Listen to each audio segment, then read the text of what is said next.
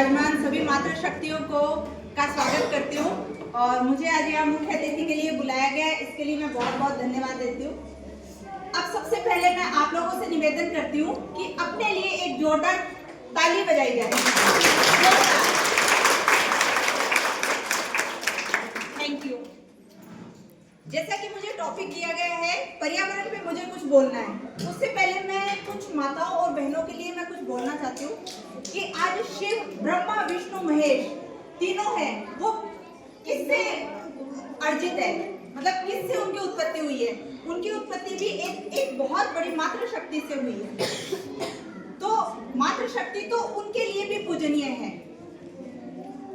शक्ति को जब गुस्सा आया तो उसे कोई नहीं रोक सका। वो कैसे शांत हुई सभी को पता है। शिव जब उनके कदमों में झुके तो शक्ति का गुस्सा शांत हुआ। तो आज मातृशक्ति तो वैसे ही सर्व पूजनीय है, सर्वोपरि है। चलिए अब आते हैं हम पर्यावरण पे। आजकल आप देखते हो कि हमारे चारों ओर पर्यावरण बहुत क्षति हो रही है। हम दोष देते हैं, अभी 2013 में केदारनाथ में बहुत बड़ी बाढ़ आई थी। हम दोष देते हैं कि भगवान की लीला है, भगवान की लीला है। भगवान की लीला कहाँ है? आज मनुष्य हर एक चीज का विनाश कर रहा है, हर एक प्रकृति से छेड़छाड़ कर रहा है। तो प्रकृति भी कभी दुखी होकर अपना प्रकोप, जैसे एक माता बहन है, वो दुखी होकर कभी अपना रौद्र रूप दिखाती है, वैसे प्रकृति भी एक माता है, वो भी दुखी होकर अपना रौद्र रूप दिखाती है। तो इसी वजह से जब हमने पहाड़ काटने शुरू कर दिए, पेड़ पौधे काटने शुरू कर दिए, तो नदियों को भी अपना रास्ता चाहिए होता है। आज हर घर में आप देखोगे 3 या 4 ऐसी सबके घर में मिलेगी। कूलर सबके घर में मिलेंगे, इंडक्शन सबके घर में मिलेंगे, गीजर सबके घर में मिलेंगे। तो उससे जो निकलने वाली जो गर्म धुआं है वो हमारे वातावरण में फैलती है। वृक्ष इतने हैं नहीं, क्योंकि आज खेतों में वृक्षों को काट काट के वहाँ फ्लैट बनाए जा रहे हैं, बड़ी बड़ी बिल्डिंगें बनाई जा रही है, सड़क बनाए जा रहे हैं, मॉल्स बनाए जा रहे हैं। तो प्रकृति को भी तो खुली सांस लेने के लिए जगह चाहिए होती है ना, तो फिर वो अपनी जगह खुद बनाती है। जैसे एक महिला अपने परिवार में अपनी जगह खुद बनाती है, वो जब एक नए परिवार में आती है तो वो वहाँ अपनी जगह स्वयं बनाती है। चलिए मैं पर्यावरण के बारे में और कुछ बोलना चाहती हूँ।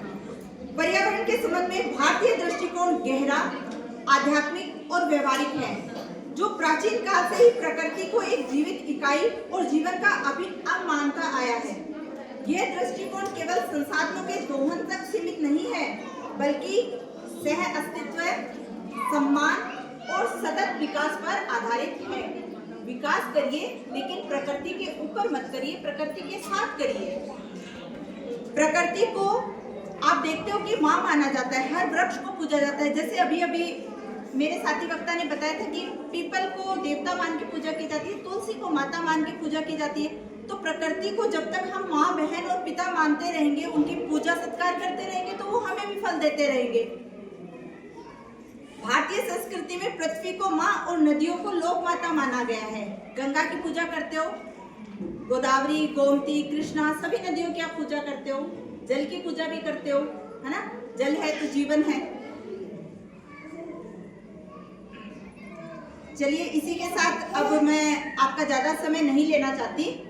मैं आपको एक छोटी सी कविता सुनाती हूँ। आज के परिवारों में आप देखते हो कि जो बच्चियां होती है, लड़कियां होती है, उनको हे दृष्टि से देखा जाता है। भाई किसी के 2 बेटी हो गई, किसी के 3 बेटी हो गई, किसी के 4 बेटी हो गई, अरे बेटी बेटी हो गई परिवार में।